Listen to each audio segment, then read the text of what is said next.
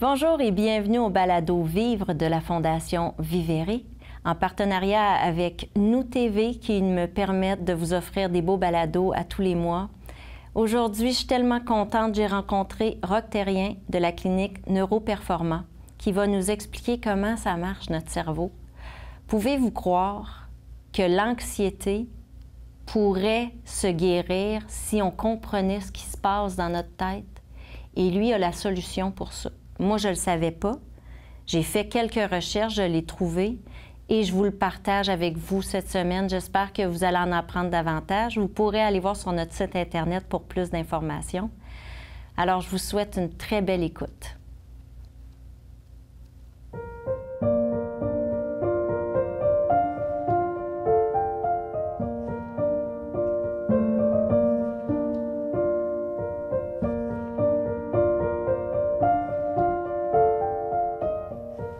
Bonjour Roch, comment ça va? Ah, ça va bien toi, Stéphanie? Ça va vraiment bien. Merci d'avoir fait le chemin, venir dans notre belle région de Thetford-Mines. Ouais, ça fait plaisir. Ça fait plaisir. Écoute, moi, c'est par des recherches Internet que je cherchais. Je suis très intéressée par le pouvoir de notre cerveau.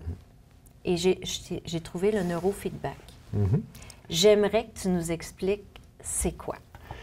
Bien, en fait, le neurofeedback, c'est l'entraînement du cerveau. Hein. On peut tous développer des capacités, peu importe, mais le neurofeedback, c'est vraiment comment que je peux prendre mon cerveau, comment il est aujourd'hui, puis l'améliorer. Comment je peux développer ma mémoire, ma capacité à gérer le stress, dans le fond, que ce soit pour mon humeur, peu importe. C'est des choses qui s'entraînent. Puis le neurofeedback, bien, c'est une technique qui permet de développer, dans le fond, les capacités, dans le fond, au niveau du cerveau, que ce soit, peu importe la problématique ou l'objectif qu'on veut atteindre. Puis c'est quoi? Tu mets une capine sur la tête. Comment ça marche, là? Mettons, pour ceux qui n'ont jamais entendu parler de ça. Bien, au début, ça peut faire peur parce que, en fait, en neurofeedback, il y a tout le temps deux étapes. Okay. Premièrement, tu sais, c'est de la science, c'est de la neurologie. C'est pas rien de farfelu, là. C'est vraiment... Non, c'est très scientifique, là. Très scientifique. Et première chose, bien, c'est qu'on fait une évaluation. Quand on fait une évaluation, bien, quelqu'un qui vient en clinique, bien, premièrement, il faut savoir... Qu'est-ce qu'on veut faire? Okay. On veut-tu travailler sur l'anxiété, la dépression, la concentration, peu importe. Après ça, on va faire ce qu'on appelle un QEG, un électroencéphalogramme quantitatif. Je ne sais pas si tu as déjà vu ça, la personne a un casque à la tête avec des électrodes. Là. OK, c'est ça. Je l'ai vu, je ne savais pas comment ça s'appelait. Merci. Et voilà. Puis en fait, on ne donne jamais de choc électrique avec ces appareils-là. Okay. En fait, c'est des appareils aussi qu'on utilise en milieu hospitalier. Mais le cerveau, c'est comme un ordinateur. Hein? Il y a des charges électriques. Puis quand on met une électrode à la surface de la tête, bien, l'électrode va aller capter ce message électrique-là. Puis quand on regarde les tracés, bien, c'est vraiment des tracés de signal électrique. Et ça, à partir de là, bien, on est capable de reproduire l'activité du cerveau en 3 dimensions. OK. Puis à partir de là, bien, on va voir, bien, telle région est hyperactive, telle région fonctionne au ralenti. Puis à partir de là, on peut dire, bien, cette personne-là est anxieuse et effectivement, son cerveau est hyperactif. Fait que dans le fond, on fait les liens entre l'activité électrique du cerveau puis les problématiques ou les enjeux. Fait que la partie évaluation nous permet de faire ça, de faire les liens entre les symptômes, ce qui se passe au niveau du cerveau. Mais ce qui est le fun, c'est que c'est après, une fois qu'on a ciblé je ne vais pas dire le problème. Mais la cause de, mettons. La cause de. Bien, après ça, on est capable de cibler cette région-là du cerveau pour l'entraîner, pour la ramener vers la norme, pour qu'elle fonctionne mieux. Fait que quand on parle de neurofeedback, en fait, c'est cette deuxième partie-là, dans le fond, là, qui est de l'entraînement du cerveau pour... C'est souvent soit pour le stimuler ou soit pour le calmer, dépendamment de ce qu'on veut faire. OK. Puis tout ça se fait avec le casque. Ah, ouais. Ouais. Puis le principe de base en neurofeedback là, est vraiment simple. C'est le principe de la récompense ou le principe, dans le fond, du conditionnement opérant, là, si on utilise les vrais termes en psychologie. Oui. C'est les mêmes termes, un petit peu les mêmes principes que Pavlov, les chiens de Pavlov. Oui. Donc, bien, les chiens de Pavlov, pour ceux qui ne le savent pas, bien, quand on donnait de la nourriture au chien, on sonnait une cloche. Puis le chien, sans être conscient de ça, bien, il associait cloche égale nourriture. Puis après ça, on faisait juste sonner la cloche, puis le chien se mettait à saliver. Fait qu'il y avait une association qui était faite, puis à ce moment, c'était inconscient. Fait que le neurofeedback, c'est un peu cette même chose-là, ce même principe de conditionnement-là. Si on revient à un autre exemple sur les chiens, bien, si je veux dresser un chien à donner la patte, quand le chien donne la patte, Je fais quoi? Une récompense. Et voilà. OK. Puis, il faut que je le fasse une fois? Non, il faut le répéter. On répète. Fait, en neurofeedback, c'est la même chose. Fait que si je prends le cerveau, je vais prendre une personne anxieuse. Une personne anxieuse, souvent, c'est une petite région au centre du cerveau, ça s'appelle les amygdales, c'est le bouton panique, le bouton d'urgence, c'est lui qui active le système nerveux central pour tous les symptômes d'anxiété. Et là, notre bouton panique est allumé, il est hyperactif. Fait que si je veux calmer le bouton panique, qu'est-ce que je fais? Je vais le lire en temps réel avec les appareils. Fait que la personne est en clinique, elle est assise, on met le casque sur la tête. Au lieu de lire tout le cerveau, on va dire, bon, bien, nous, on va aller calmer le bouton panique. Fait qu'on va lire en temps réel le bouton panique. Puis à toutes les fois que le cerveau calme le bouton panique, je donne une récompense. La récompense, c'est que... C'est un gros diamant. Non, OK, c'est ça. Une nourriture, une croquette. Non, en fait, c'est... devant la personne, il y a un écran. OK. Puis sur l'écran, là, instantanément, il y a une vidéo qui va se mettre à jouer. Puis instantanément, c'est 100 millisecondes. Fait que dès que le cerveau calme le bouton panique, la vidéo se met à jouer. Calme le bouton panique, la vidéo se met à jouer. Puis on répète, on répète, on répète. Pareil comme le chien. À un moment donné, le Neuro Association va être de... Quand tu t'en viens anxieux, tu vas voir une image qui va te calmer. Oui, Genre. Mais en fait, c'est que le cerveau, assez rapidement, ça, c'est fascinant de voir ça. Ouais. Hein, parce que si je te branche, Oui. puis que je lis ton bouton panique, puis que je commence à te récompenser quand tu le calmes, là, puis je regarde ton activité électrique, là, 4, 5, 6 minutes après, là, ton cerveau va avoir compris que c'est en calmant mon bouton panique que la vidéo se met à jouer. Fait que je vais me mettre à calmer mon bouton panique. Puis on va le voir sur les tracés d'électroencéphalographie. Le cerveau, là, c'est impressionnant. En dedans de 4, 5, 6 minutes, il fait ce lien-là, puis il va commencer à se moduler pour aller calmer le bouton panique. Le même principe que le chien. Au bout de 4-5 minutes, il a compris que c'est en donnant la patte qu'une récompense, bien, il va se mettre à donner la patte. C'est fascinant. C'est fascinant. Puis qu'est-ce qui a fait que tu es allé dans ce domaine-là? Bien, c'est quasiment une histoire de famille. Hasard. OK. Quasiment une histoire de famille. En fait, je viens d'une famille plus du côté scientifique, si on peut dire. OK. Je me rappelle quand j'étais jeune, mon père a fait des études sur les impacts à la tête, puis il était prof à l'université, puis il y avait un laboratoire de recherche, puis tout ça. Fait que j'étais jeune, je suis un petit peu mêlé à tout ça. J'étais immersé un peu dans ce domaine-là. Oui. Mon frère étudiait en médecine. Puis, c'est quand il faisait son fellowship en médecine qu'il a entendu parler du neurofeedback. Là, ça fait 30 ans de ça. Okay. Mon frère en a parlé à ma soeur Francine. Moi, je suis plus jeune des trois. Ah, le bébé. Fait que moi, je suis ce que les autres disent. Oui, je sais bien. On est de même. Ma soeur, elle a suivi ses formations en neurofeedback. Ça doit faire 25 ans de ça. Elle a commencé à pratiquer, mais c'était pas sa pratique première. Puis, il y a une douzaine d'années, concours de circonstances, je passe du temps avec ma sœur, puis elle monte un peu dans son bureau à travailler. Elle me dit, regarde mes appareils, je fais du neurofeedback. J'ai dit, c'est quoi ça, le neurofeedback? Puis là, elle m'explique un peu comment ça fonctionne. Puis là, elle m'a expliqué les cas qu'elle a eus avec des jeunes enfants. Elle dit, regarde, lui, là, à l'école, il était en échec total, puis j'ai travaillé ça, puis maintenant, ça va super bien à l'école. Puis j'ai dit, wow! Tout le monde devrait avoir accès à ça. Puis là, je me suis mis à m'intéresser à ça. Puis c'est là qu'on a vraiment... regarde, moi, ma mission, c'est de faire connaître ça à tout le monde. Puis c'est là qu'on a démarré Neuroperforma, puis que finalement, on s'est vraiment concentré en neurofeedback. Puis on a évolué là-dessus. Fait que c'est un peu ça qui m'a amené dans... Ça fait combien d'années que vous faites ça? Ça fait depuis 2012. 2012, quand même. Ouais. Quand même. C'est une chance Google. Ouais. Bien, parce que ça m'intéresse parce qu'on entend parler, on commence avec le EFT, le PNL, puis c'est tout ça, là, de travailler ton cerveau, puis là, tu tapotes un peu, puis là, lui, il enregistre des affaires, puis tu te déprogrammes. Puis moi, dans la sclérose en plaques, c'était ça aussi. On m'a dit, déprogramme-toi de ce qui te rend malade. Ouais. Mais la reprogrammation, c'est plus compliqué qu'on pense aussi. Mais là, ça me fascine. Puis là, c'est sûr que je vais la mettre, cette petite capine, et on va aller travailler mon anxiété parce que je suis TDAH. Et TDAH, la seule façon qui fait en sorte que ça me provoque de l'anxiété parce que ça n'arrête pas de tourner là-dedans, là. Ouais. Fait que la seule affaire qu'on a réussi pour me stabiliser, c'était vraiment ça. Il faut que je commence par calmer mon anxiété pour que le hamster arrête de courir puis que j'arrive à être concentrée assez longtemps sur quelque chose que je suis en train de travailler sans imaginer que ça pourrait virer mal. Mais c'est hyper fascinant, le cerveau.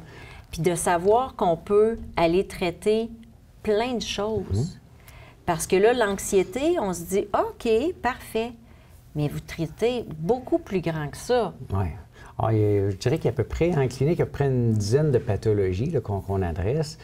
Puis on n'en est pas arrivé là du jour au lendemain. Hein? Non, le neurofeedback, là, ça a commencé, ça fait longtemps. Là. Souvent, on pense que c'est nouveau. Là. On pense que je n'en ai pas entendu parler, ça doit être vraiment nouveau. Mais non, ça existe depuis 1967. Ça fait longtemps. Puis après ça, bien, graduellement, les premières pathologies, en fait, la première pathologie qui a été traitée avec le neurofeedback, c'est l'épilepsie. Ah, Ça, c'est en 1974. On remonte à loin. Je fais un peu d'historique. Ben oui, c'est parfait. Puis après ça, bien, c'était beaucoup les troubles d'attention. À partir de 77, 78, les troubles d'attention, ils ont réalisé que ça fonctionnait bien. Fait que ça a été vraiment la première problématique, dans le fond, qu'on a adressée. Après ça, jusqu'à les années 2000. Puis après ça, bien, ça peut aussi fonctionner pour l'anxiété. Ça peut aussi fonctionner pour la dépression. Puis plus que ça va, plus que les études sortent.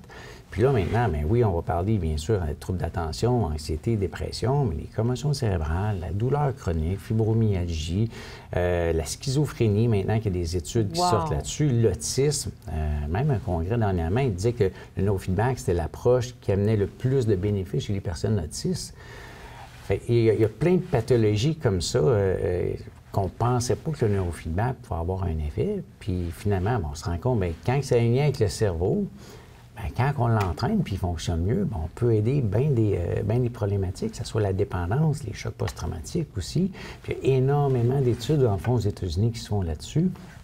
L'armée américaine, c'est, d'après moi, les plus avancées dans ce domaine-là. Puis on a eu la chance, c'est question de famille, puis tout ça. Ben oui. Ma sœur, elle a une capacité à se faire des liens puis des amis, puis moi, le petit jeune, bien, je suis en appel. Bien, c'est ça. Bien là, il faut que ça vale de quoi d'être le bébé de la famille, là. Bien oui, puis il faut bénéficier de l'expérience des autres. Je sais bien. Puis ma sœur Francine, elle a une capacité à se faire des liens puis des amis. Puis quand elle a commencé en neurofeedback, là, il y a plusieurs années, c'était un petit monde, hein? Il y avait peu de professionnels, puis les gens qui sont maintenant des sommités mondiales, qui sont plus inaccessibles, bien, Francine, elle, c'était ses amis, puis tout ça. Fait qu'elle s'est liée vraiment d'amitié avec des personnes qui sont des sommités aujourd'hui, dont Mark Zola. Mark Zola, c'est lui qui dirige les programmes de l'armée américaine à Fort Campbell. Puis lui, c'est un neuropsychologue qui gère tous les programmes, qui ont déployé ensuite. Puis neurofeedback, ils l'ont instauré. Quand on a commencé, bien, Francine, elle l'a rencontré dans un congrès, ils sont devenus amis, puis finalement, il nous a pris un peu sur son aile, il a dit « Venez à la base de Fort Campbell, on va vous montrer comment ça marche, qu'est-ce qu'on fait. » Puis après ça, bien, vous pourrez l'utiliser dans le fond au Canada. Fait qu'on a bénéficié des avancées de ce côté-là. Puis là, c'est là qu'on se rend compte que pour les chocs post-traumatiques, les substances, tout ça, dans l'armée, sont bien en avant sur bien d'autres mondes. Puis c'est de la même façon que ça fonctionne. C'est toujours la même façon. On met le casque, vous allez voir où ça répond, puis vous allez... Bien, c'est que ça a beaucoup évolué. Hein? Avant, parce qu'en fait, les systèmes ont évolué en termes de technologie.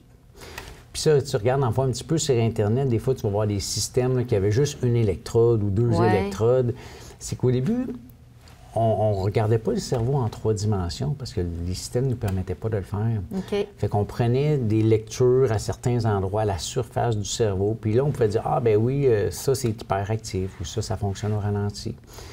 Fait que ça fonctionnait, là. Puis ce qu'on appelle les systèmes conventionnels, ça marche encore, mais le nombre de séances est plus élevé, puis tu peux pas aller au centre du cerveau. Voir tout l'ensemble, parce que j'imagine que ça doit pas réagir juste à un endroit. Il y a des trucs qui doivent avoir comme certains liens. Oui, puis exemple, comme maintenant, on va parler beaucoup de brain network, des réseaux neuronaux. Fait que quand on parle de réseau, c'est pas juste une région dans le cerveau qui est responsable, c'est plusieurs régions ensemble qui vont travailler en équipe pour faire une fonction spécifique. Fait que maintenant, les systèmes, mais quand je faisais juste lire un endroit, je pouvais pas lire un réseau neuronal. Fait que maintenant, je suis capable de voir le cerveau en 3D, ce qui est vraiment impressionnant. Puis ensuite, je suis capable de détacher les réseaux neuronaux. Quand je parle de réseau, là, quand on parle, exemple, dans les déficits d'attention, bien, l'attention soutenue. Qu'est-ce qui me donne la capacité de maintenir l'attention? Bien, ça, c'est un réseau. Et c'est un réseau qui implique des régions frontales et pariétales. Après ça, bien, j'ai un réseau d'attention divisé. Qu'est-ce qui fait que je suis capable de faire plusieurs choses en même temps? Bien, ça part du front puis ça s'en va latéralement. Fait que c'est des réseaux neuronal. L'anxiété, bien, je parle du bouton panique. Oui. Mais oui, mais en fait, le bouton panique, il travaille avec d'autres régions, finalement, en surface frontale, en temporale, et ainsi de suite. Fait que c'est tous des réseaux. Puis maintenant, ce qui fait qu'on est de plus en plus efficace en neurofeedback, c'est que, en plus de voir en 3D, fait que là, je suis capable d'aller toucher des régions au centre du cerveau, je suis capable de vraiment apprendre un réseau spécifique. Qu'est-ce qui fait qu'on a, je sais pas moi, le circuit de l'humeur, on a un réseau neuronal qui gère l'humeur dans le cerveau.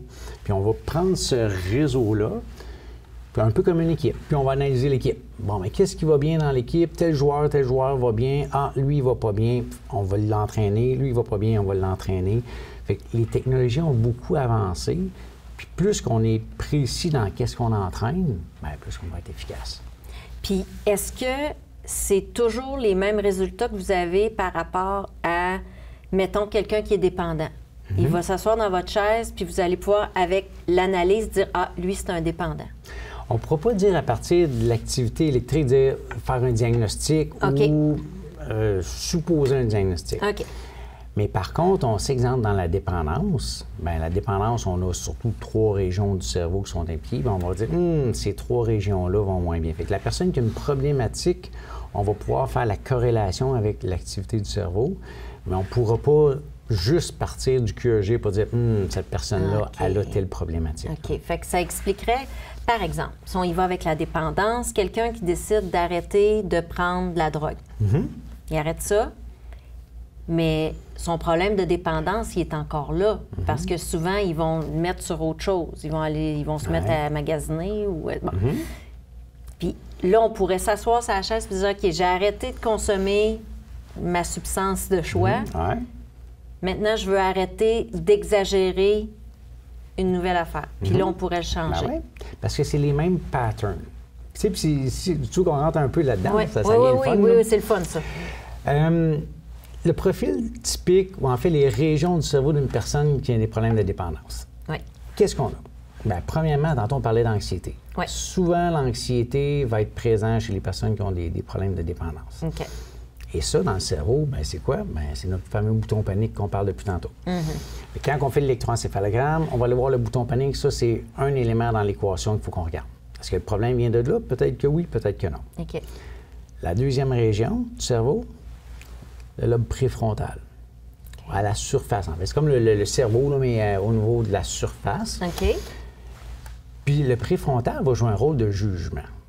Donc, si, exemple, j'ai une dépendance avec le jeu, bien, quand j'arrive au casino, là, puis que je viens de dépenser ma paye, là, le préfrontal, il est supposé dire c'est le temps d'arrêter, là. Là, tu viens de dépenser. Fait que c'est un peu le jugement par rapport à ça. OK. Lui, c'est le contrôle un petit peu qui va jouer. Fait que est-ce que je suis capable d'avoir le contrôle sur mes impulsions, sur mes désirs et tout ça? Bien, le préfrontal va jouer ce rôle-là un petit peu comme le maître d'œuvre pour dire « wow, c'est assez ». OK. Et ensuite, les personnes qui ont des dépendances, bien souvent, on va entendre « c'est plus fort que moi ». Ouais. Ça n'arrête pas, j'arrête pas d'y penser, je suis pas capable de décrocher. Bien, le décrochage ou le fait que c'est plus fort que moi ou peu importe, bien, c'est en frontal, mais juste une couche en arrière. On appelle ça le gyrus singulaire antérieur. Puis lui, il va jouer un rôle, dans le fond, sur la flexibilité mentale pour dire est-ce que je suis capable de décrocher? Je pense au jeu 24 heures sur 24, j'essaye de décrocher, je ne suis pas capable. Fait que quand ton gyrus singulaire antérieur va bien, tu vas être capable de dire, OK, je passe à d'autres choses, je vais revenir à une pensée, puis, je peux revenir, mais je vais être capable d'avoir une certaine flexibilité de ce côté-là. OK. Fait que quand on fait l'analyse, bon, on va regarder ces 3 régions-là. Puis des fois, ça va être une, des fois, ça va être l'autre, puis des fois, ça va être l'autre, puis chez certaines personnes, ça va être les 3.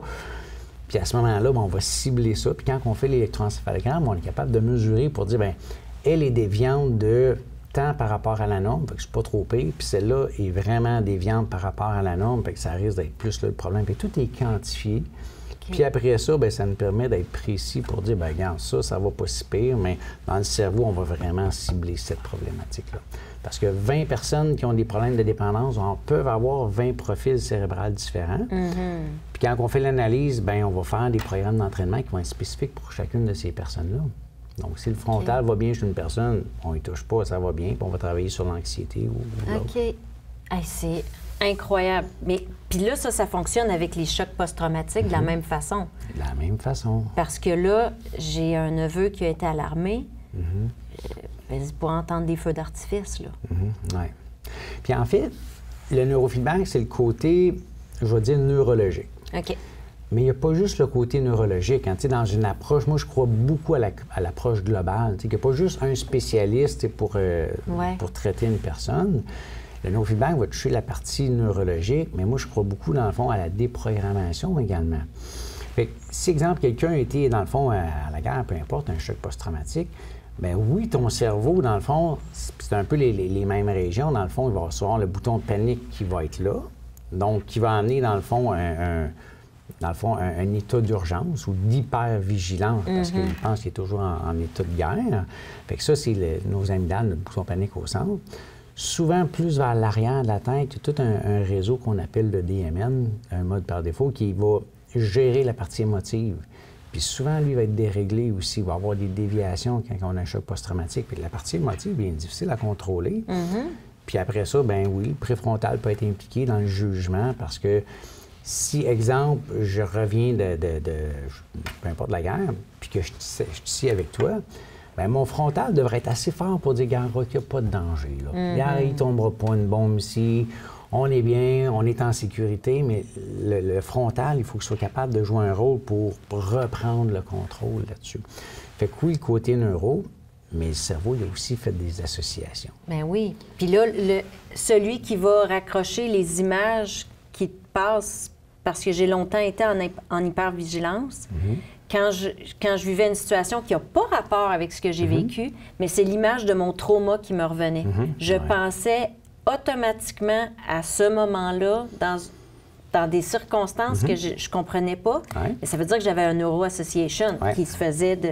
Puis ça, il y a des techniques là, qui fonctionnent très bien pour ça. Une qui est bien connue, c'est en psychologie, ils vont parler de l'EMDR. Et puis, aux États-Unis, bien, moi, j'ai appris l'IMO, qui, dans la même famille, c'est l'intégration par les mouvements oculaires. Puis, c'est des techniques pour briser les associations. Un peu comme tu dis, je sais pas, je me fais attaquer par un chien, bien, mon cerveau va associer chien égale peur de mourir ou peu importe, je vais mourir, peu importe.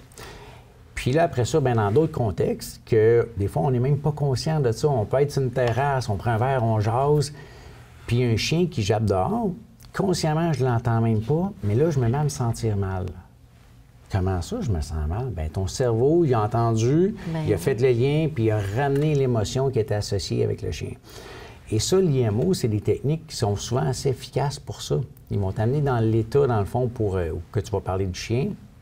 Ils vont faire des mouvements oculaires dans les différents cadrans. Puis à la fin de la séance, bien, on va parler du chien. Puis, tu vas être comme désensibilisé. Puis ça fonctionne bien. Fait que souvent, c'est différentes approches qu'on va essayer pour différentes pathologies qui va être plus efficaces. Là. Puis là, les phobies, ça doit rentrer là-dedans aussi? Oui, tout à fait. Fait que si j'ai peur de traverser les ponts, bien, c'est la même chose. Fait que oui, mon cerveau va jouer un rôle que mon cerveau, il s'enflamme. Bien, OK, on va adresser ce côté-là. Après ça, quand tu viens pour passer sur un pont, bien, l'association du pont que tu as alimenté pendant tellement d'années ou par un événement marquant, bien là, ça aussi, tu vas aller travailler avec ça. Fait que ça va être souvent les psychologues ou les thérapeutes qui vont aller adresser. Nous, à l'interne, en clinique, on le fait aussi. Mais, fait qu'il y a différents professionnels qui vont t'aider selon la problématique. Ouais. Puis si on parle, par exemple, de fibromyalgie, parce que malheureusement, la plupart des personnes qui ont de la fibromyalgie se font répondre par le cercle médical, c'est dans ta tête. Fait que je comprends que c'est pas imaginaire, mais oui, ça se passe dans le cerveau. Oui. Mais en fait, il y a beaucoup d'études qui se passent présentement, ou de recherche, je devrais dire, sur le neurofeedback. Est-ce qu'on en est vraiment un traitement efficace?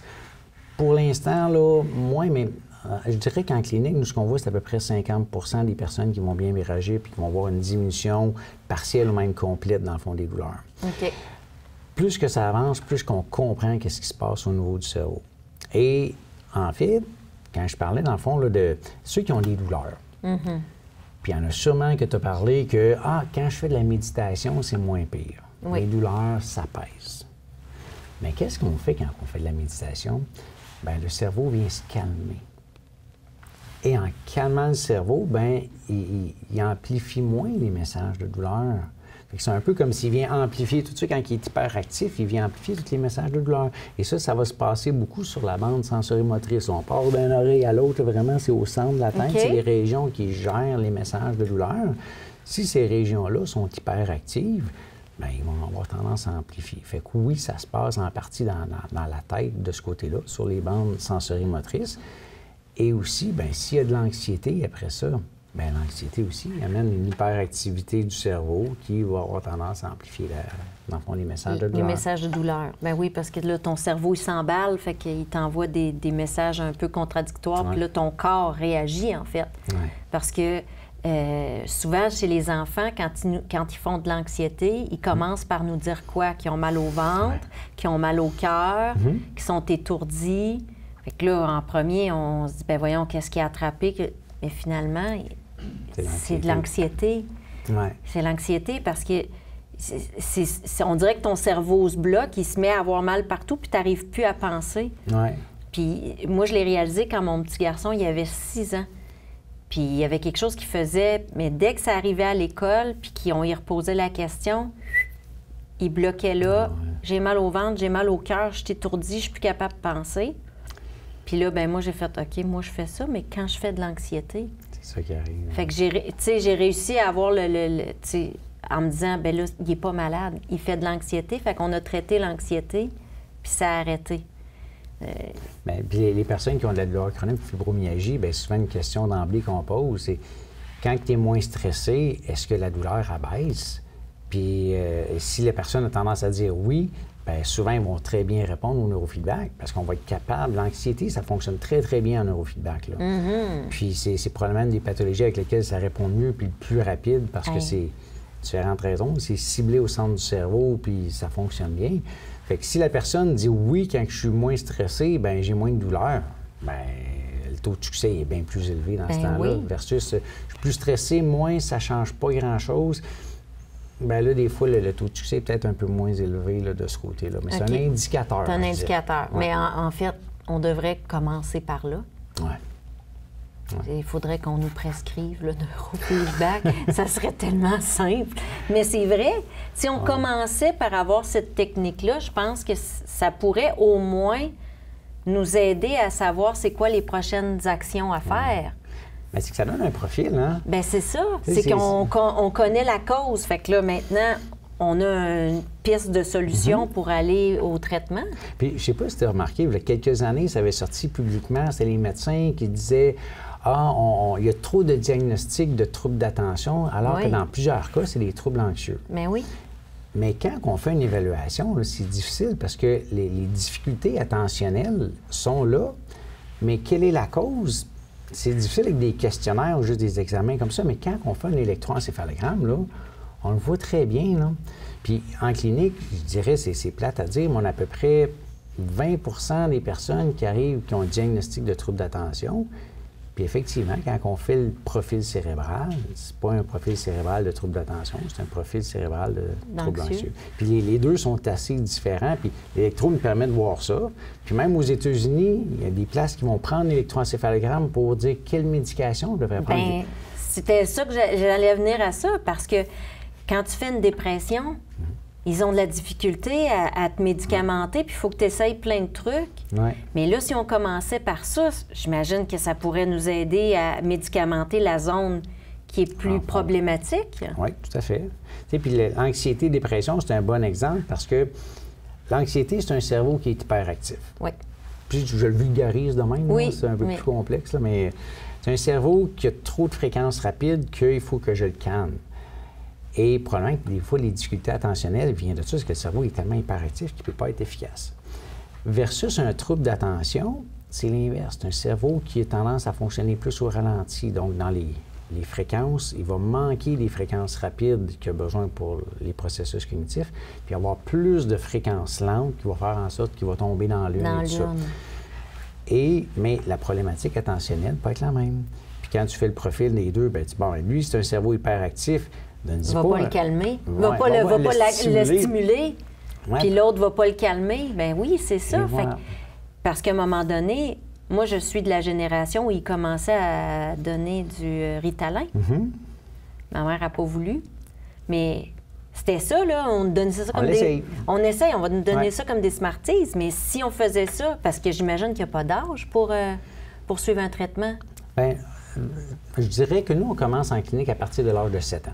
Mais, non, mais ça commence avant. En fait, ça fonctionnerait avant. Mais cliniquement, avant 7 ans, des fois, c'est difficile un peu. Là. Tu sais, un enfant de 3 ans qui fait des crises, puis il y a quand même un appareil qui vaut cher là, sur la tête. Oui, c'est ça. Non, mais ça peut... Oui, non, ça peut... Puis ça peut... De toute façon, à cet âge-là, ils ne sont pas capables non plus de t'exprimer nécessairement dans les bons mots ce qu'ils ressentent ou de faire les exercices qu'ils doivent faire pour faire réagir, j'imagine? Bien, en fait, ça, l'enjeu n'est pas là, parce que le cerveau va comprendre pareil. Puis ça, c'est même avec des poupons là, de quelques mois, je pense que c'est 3 mois, quand ils faisaient ces tests-là en neurofeedback, le cerveau du poupon réagit. Fait que c'est le principe de la récompense. Fait que tu le veuilles, que tu le veuilles pas... Ça réagit tout seul. Tu sais, le chien de Pavlov, je reviens à ça, il n'était pas conscient que la cloche sonnait, puis on lui donne la nourriture, puis ça fonctionne pareil. OK. Fait que c'est pas l'enjeu de est-ce que l'enfant va être capable de se mettre dans un état pour être efficace, parce que le cerveau va comprendre pareil. C'est plus cliniquement que si l'enfant, il bouge, bien, l'électroencéphalographie, il ne faut pas que tu bouges, parce qu'il est hyper sensible. Fait que c'est un enfant qui bouge, bien, ça ne marchera pas super bien, parce que tu n'auras pas une bonne qualité de signal. Fait que, puis ça peut être un peu dangereux pour l'équipement aussi que... un enfant qui fait une crise puis qui arrache le casque, mais ça vient coûter 1000 $. C'est pas le but recherché. Mais est-ce que ça se fait, par exemple, sur des comas?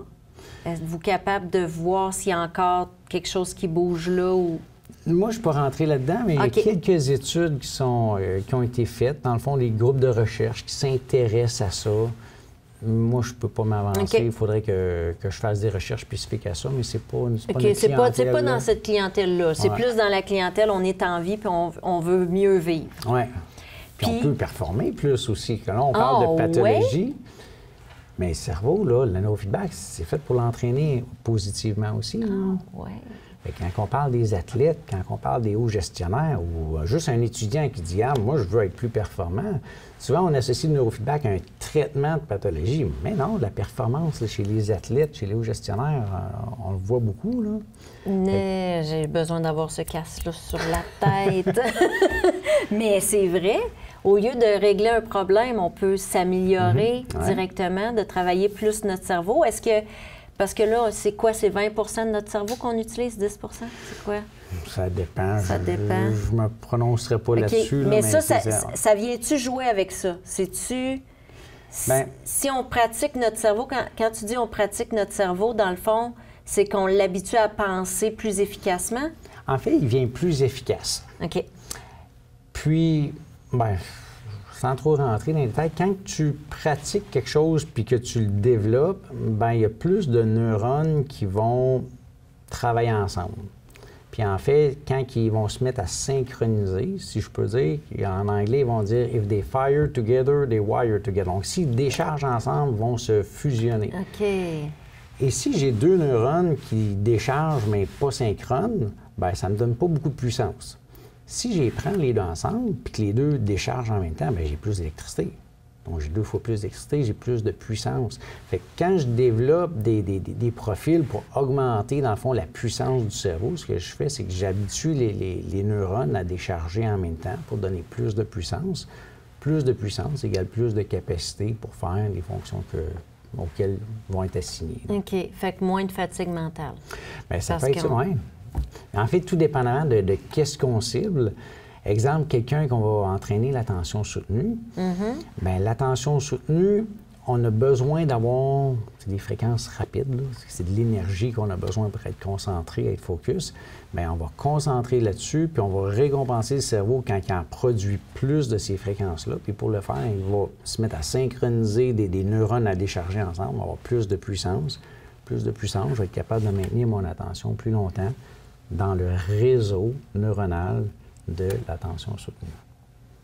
Je sais pas si... Oui, j'ai tout compris. Hey, je le mets tellement en application dans ma tête en ce moment, là, je suis là, Mais c'est tellement puissant. Oui, puis il y en a là, que c'est quand même assez fascinant, là, puis j'ai travaillé avec plusieurs athlètes. Tu sais, des athlètes, puis si tu regardes un petit peu sur c'est des athlètes là, de niveau mondial, là, les Luciane Boutet et autres. Là. Oui, oui, oui, oui. Gabriela Papadakis, qui est la championne du monde de patinage artistique également, qui a fait sa commotion et tout ça. Puis c'est des athlètes, c'est des hyper performants. Fait que déjà là, ils sont déjà là, au sommet de l'échelle, c'est les meilleurs dans leur discipline. Dans le domaine, oui. Puis encore là, on est capable de les pousser vers le haut. Et c'est en entraînant le cerveau. Puis il y a des choses avec les athlètes, c'est le fun. On mesurait les temps de réaction. Attends, les boxeurs, oui. Avec une gang de boxeurs. Puis au début, dans le fond, tu prends le boxeur, tu mesures ses temps de réaction. Puis après ça, on entraîne le système neurologique. Dans le fond, c'est beaucoup le derrière la tête qui traite le traitement visuel. Fait que si, exemple, je suis un boxeur puis qu'il y a un coup de poing qui s'en vient, bien, il faut que mon cerveau prenne l'information visuelle, va la traiter en arrière, puis ouf, j'ai une réaction pour me tasser. Et tout ça, les temps de réaction, quand on entraîne ces réseaux neuronaux-là, on voit les temps de réaction qui viennent de plus en plus rapides. Puis, c'est pas 1 ou 2 là, des fois, là, ça va être des 5-10 plus rapides. Ben oui. Mais si je suis un boxeur, puis mes réflexes ou mes temps de réaction sont 10 plus rapides, ça fait toute la différence entre je mange un coup ou je le mange pas. Ou je le mange pas, ou j'arrête la puck de hockey quand je suis un goaler ou je l'arrête pas. Fait que ça, chez les athlètes, dans le fond, là, c'est toutes des choses qu'on entraîne. Puis chez les athlètes, bien, il y a tout le temps un volet de gestion d'anxiété. Parce que, physiquement, le stress de performance. Et voilà. Est-ce que, souvent, physiquement, ils vont arriver pas mal au même point, puis c'est la journée de la compétition que ça va se passer. Si moi, je suis à l'aise, je vois bien, je performe bien, bien, je vais passer en avant. Si je croule sous le stress, c'est là que l'autre va passer en avant. Fait que la gestion du stress ou de l'anxiété, ça joue beaucoup chez les athlètes. Fait qu'il faut que tu sois capable de gérer ça. Fait que ça s'entraîne bien aussi. La récupération, la qualité du sommeil. On sait que la nuit, c'est là qu'on récupère. Oui. Dans le cerveau, c'est beaucoup les fréquences lentes là, qui nous permettent là, de récupérer, d'avoir une qualité de sommeil. Puis c'est là qu'on intègre l'information. Fait que si je m'entraîne le jour, la nuit, je veux récupérer, puis je veux intégrer ce que j'ai appris. Fait que ces fréquences-là, on en a besoin. Fait qu'en travaillant sur ces fréquences-là, bien, les athlètes vont avoir un meilleur sommeil. Ils vont se réveiller le matin et dire, au lieu d'être fatigué, là, je suis en forme, je me lève puis je pars. Parce que ça, c'est le cerveau. Quand tu te couches puis tu es plus fatigué que quand tu t'es couché, c'est pas normal. C'est pas bon, hein? OK. C'est pas bon. Décidément, on prend rendez-vous quand je sors d'ici. Puis, on parlait des commotions cérébrales. Oui. Comment que ça peut aider une commotion cérébrale? J'ai toujours pensé que les commotions cérébrales, que les dommages que ça faisait, c'était irréversible.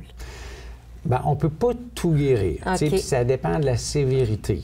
OK. Fait que ça, il faut faire... Il faut faire attention à ça. Il faut faire attention. Ce n'est pas une solution miracle qui va tout guérir, tout remettre à neuf. Ça, c'est clair. Est-ce qu'on est capable d'aller chercher des gains?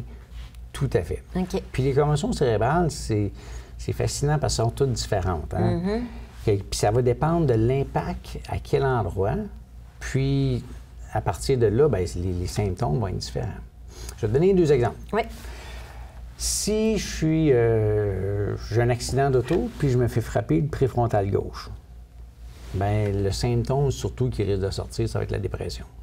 Parce que le préfrontal gauche est responsable de générer des émotions positives. Fait que ça, je vais être plus enclin à ça.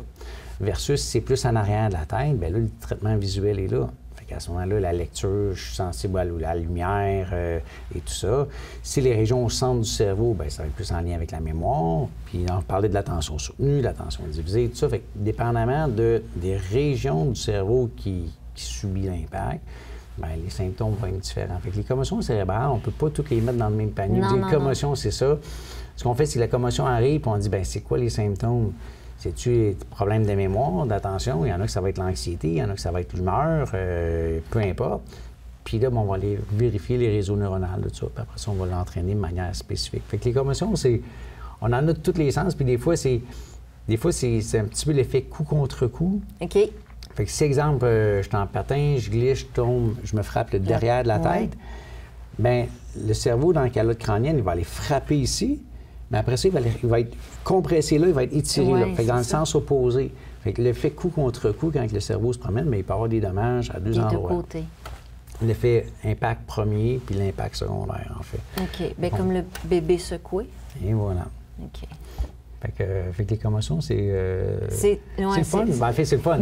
Scientifiquement, c'est stupéfiant parce que ça allume plein de choses. Puis là, l'important d'avoir le 360 du cerveau. Oui. Parce que là, quand vous y alliez juste une zone à la fois, la commotion, elle tu sais pas où est-ce qu'elle a touché. Puis, puis c'est quoi les autres pathologies qui ont des... On parlait de l'autisme. Oui. Bien, l'autisme, ça a beaucoup évolué parce que quand on parlait des réseaux neuronaux, là, quand on parle d'un réseau, on parle d'une équipe. Okay. Une équipe, là, je vais prendre une équipe de hockey. Ouais. Qu'est-ce qui fait que mon équipe de hockey est performante? Bien, j'ai mes joueurs individuellement, il faut qu'ils patinent vite. Et la deuxième chose, il faut qu'ils communiquent ensemble. Fait que le volet communication dans une équipe devient important. Puis en neurofeedback, ça fait pas si longtemps que ça qu'on a appris ce volet-là. Ça fait près d'une quinzaine d'années. Au début, on le mesurait, puis on disait « Ah, c'est important, on ne sait pas », puis fait que finalement, ça a évolué, puis le volet de communication, finalement, dans certaines pathologies, est encore plus important que le volet de puissance, comme on parle tantôt. Et l'autisme en fait partie. Okay. Fait que quand on prenait une personne autiste, exemple, il y a une dizaine d'années, on ciblait les régions du cerveau, on voulait les stimuler un peu comme quelqu'un qui a un déficit d'attention. Ouais. On avait un certain taux de succès avec ça. C'est quand même intéressant. Là, il y avait une réduction, dans le fond, sur les scores d'attente, sur les scores, dans le fond, d'autisme qui descendaient. Fait que ça, c'est intéressant. Puis après ça, on fait avec les nouveaux appareils, comme on a, là, qu'on mesure la communication, on dit, on va comparer. On va travailler en puissance versus, on va travailler juste la communication dans le cerveau. Mais quand ils travaillaient la communication, les résultats étaient 3 fois plus importants.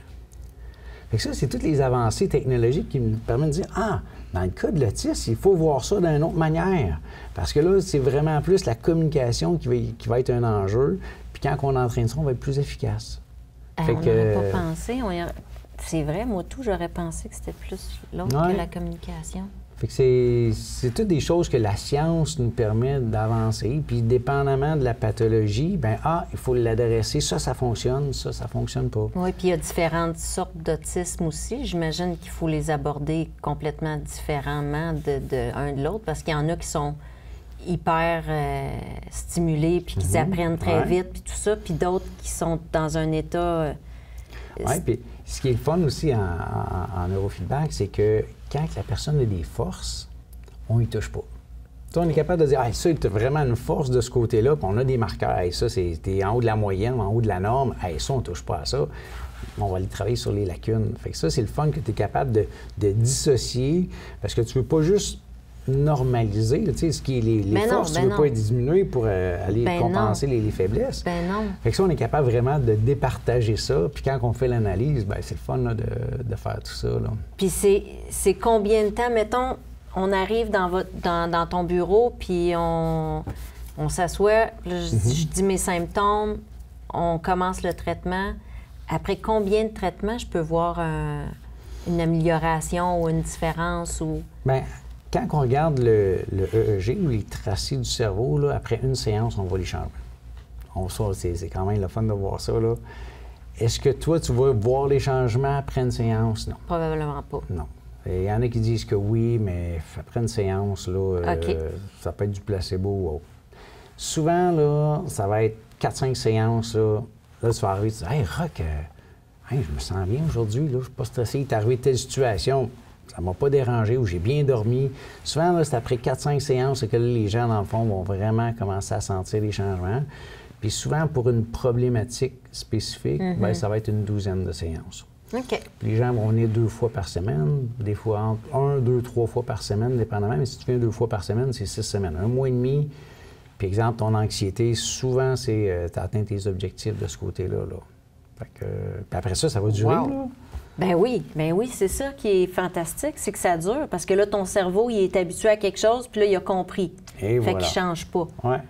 Puis est-ce que ça va aussi loin que, par exemple, quelqu'un qui a des troubles alimentaires? Est-ce que ça a rapport avec le cerveau? Oui. Bien, quand on parlait des dépendances, ça rentre les troubles alimentaires, c'est les mêmes profils. OK.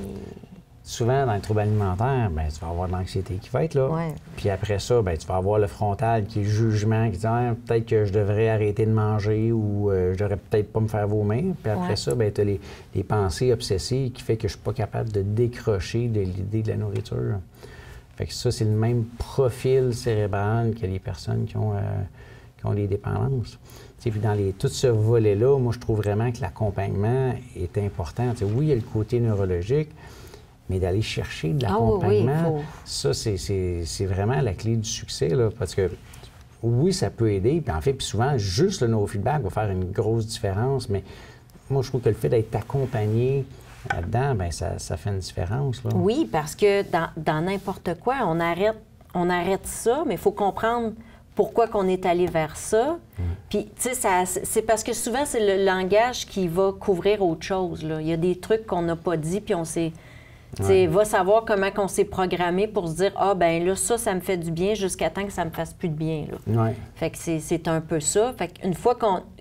Du moins que notre joueur principal est dans notre équipe, au moins, on peut guérir le reste. Ouais. Mais je pense que l'anxiété a l'air d'être un joueur de toutes les équipes, hein?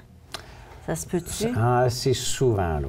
Il est souvent là, lui, hein? Bien, tu sais, quand on parle des troubles d'attention, souvent, c'est moins présent. Souvent, l'anxiété va être générée par les difficultés qu'on a. Oui, bien, par l'entourage plus, parce que celui qui n'a pas d'attention, tant que tu ne lui rappelles pas qu'il n'y a pas d'attention, ça va super bien.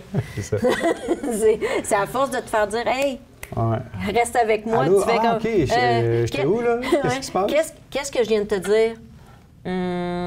C'est là que l'anxiété rentre en ligne de compte, mais... Puis l'anxiété pour l'entourage aussi. Oui, c'est ça, exactement. Mais, puis je pense que ça, c'est un peu... malheureusement, on le transmet.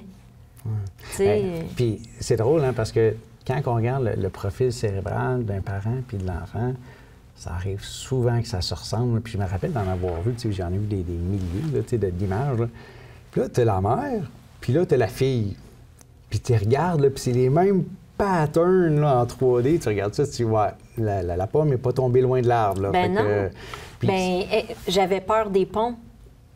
Je comprends pas pourquoi j'avais peur des ponts. Puis un jour, on passait sur un pont, puis ma mère, elle a dit « Ah, ce que j'ai peur des ponts! » Mais si depuis que je suis toute petite, que quand on passe sur des ponts, ma mère dit « J'ai peur des ponts », moi, je viens de me faire...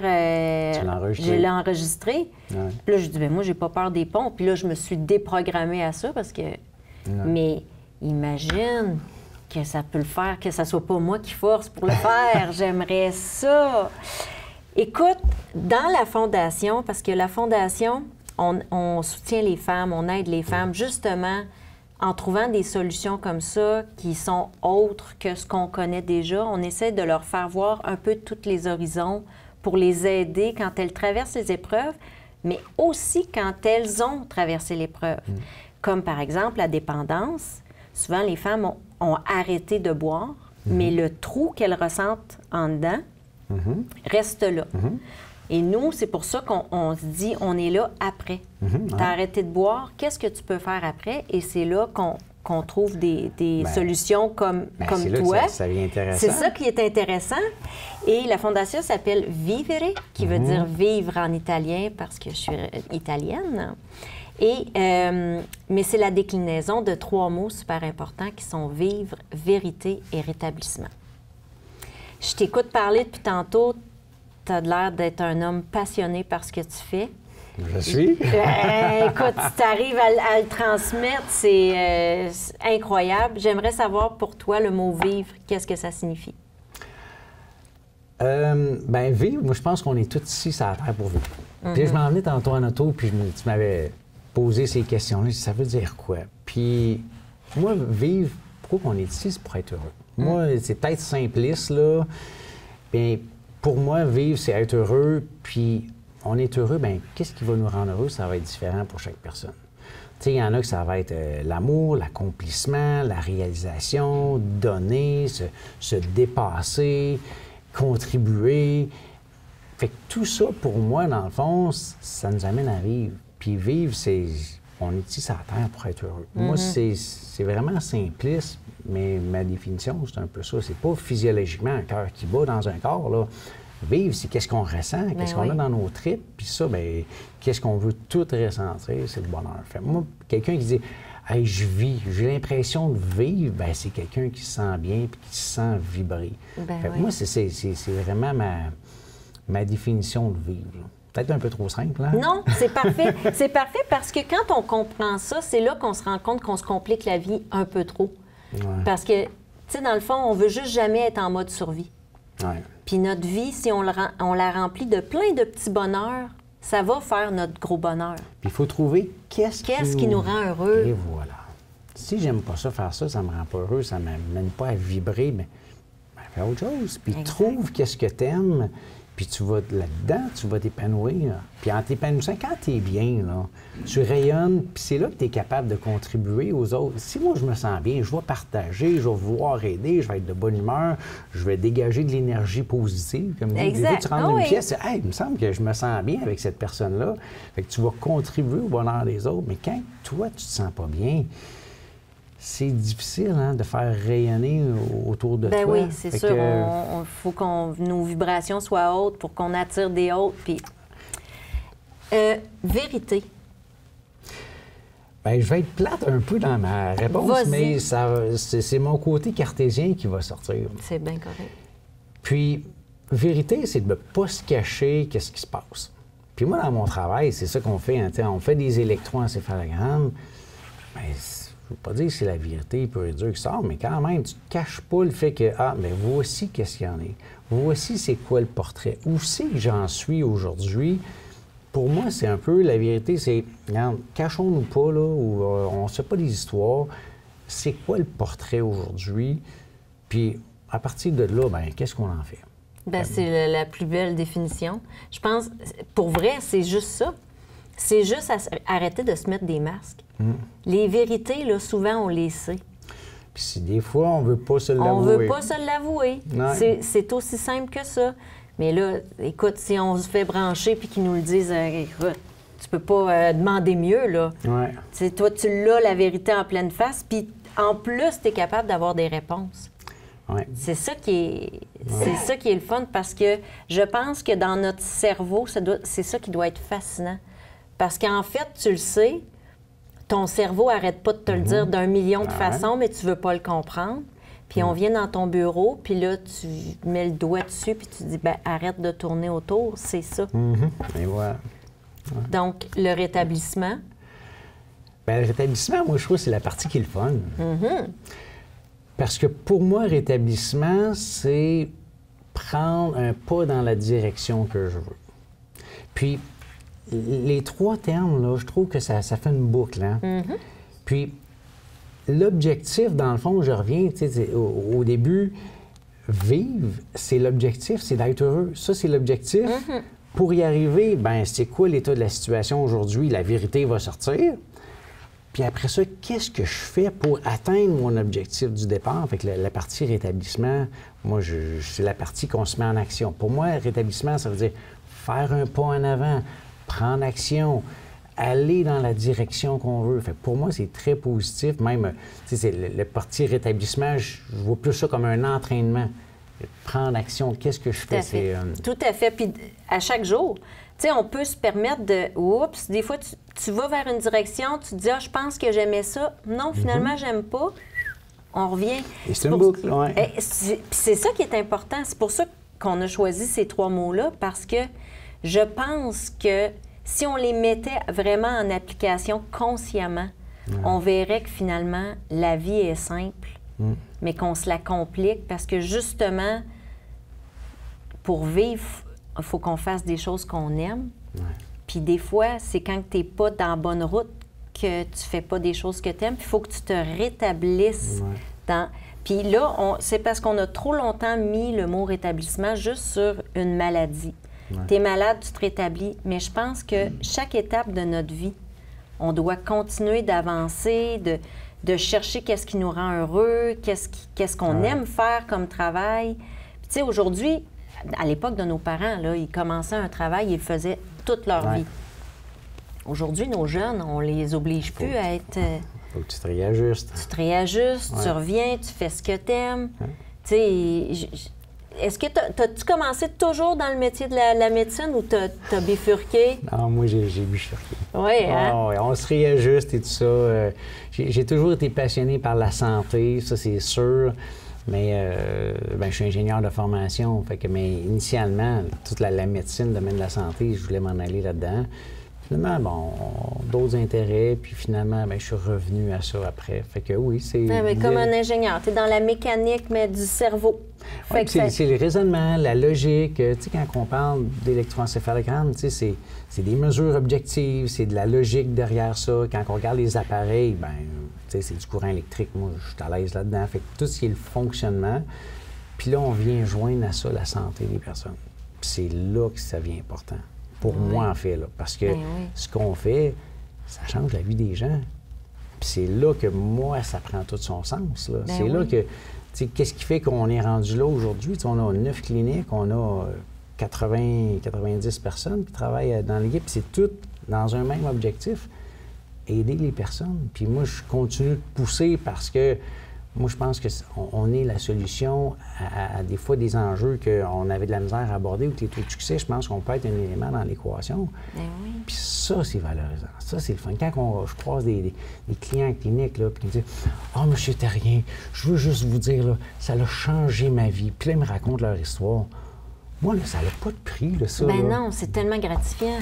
Moi, je retourne dans mon bureau, puis OK, il faut qu'on continue de développer, il faut qu'on s'améliore, il faut qu'on rende ça plus accessible. Fait que moi, moi, j'ai la plus belle job du monde parce que je contribue d'une certaine manière au bien-être des gens. Là. Ben oui. Écoute, l'heure est déjà passée. Ça a bien été, hein? C'était fascinant. J'espère sincèrement qu'on va pouvoir faire quelque chose avec la Fondation parce que je pense que ça va aider énormément de femmes à comprendre ce qu'ils ont, les chocs post-traumatiques, souvent ceux qui ont vécu de la violence conjugale et tout ça, qui ont des troubles avec l'hypervigilance. Fait que merci infiniment d'avoir partagé ça avec nous. C'était bien le fun. Oui, ça a été vraiment le fun. Écoutez, j'espère que vous avez aimé ça autant que moi. Roch, merci. Et continuez de nous suivre. Vous allez avoir toutes les informations de Neuroperforma sur notre site Internet. Et n'oubliez pas qu'il n'est jamais trop tard pour commencer à vivre. Merci.